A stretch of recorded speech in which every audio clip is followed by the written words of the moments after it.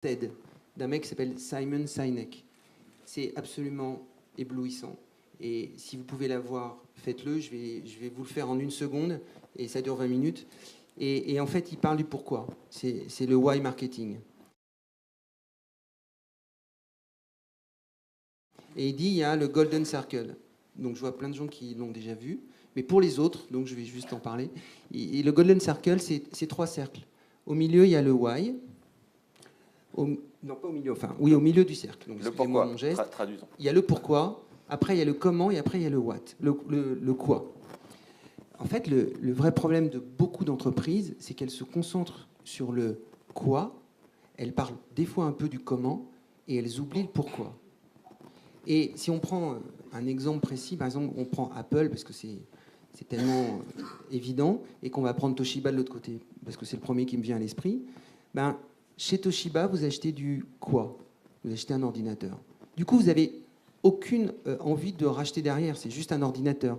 Vous l'achetez pour sa fonctionnalité. Éventuellement, il est un peu sympa. Alors, le comment va jouer dans la préférence. Quand vous achetez un Apple, justement, vous voyez, vous n'achetez pas un ordinateur. Vous achetez un Apple. Vous achetez le pourquoi. Parce que dans les années 80, il y a un génie qui a dit, un leader charismatique, inspirant, qui a dit, c'est pas à l'homme d'apprendre l'ordinateur, c'est à l'ordinateur d'apprendre l'homme. Et ça, c'est très inspirant.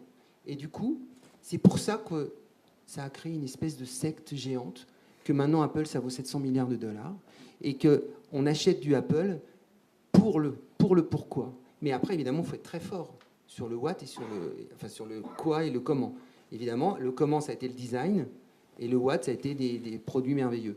Et le Golden Circle d'Apple est toujours le même. C'est-à-dire que le why reste le même, le how reste le même, le design, et autour, bah, vous avez plein de produits différents maintenant. Vous avez l'iPad, vous avez l'ordinateur, etc., etc. Donc, le smartphone. Donc, je vous engage à avoir ça en tête, parce que quand vous réfléchissez à quoi que ce soit, posez-vous la question du pourquoi, et donc c'est vrai en tant que leader, et c'est vrai en tant qu'entreprise. À partir du moment où les gens viennent chez vous pour le pourquoi, ils vont rester. Et on est dans ce leadership inspirant dont je parlais tout à l'heure, de gens qui ne vont pas se contenter d'acheter le what.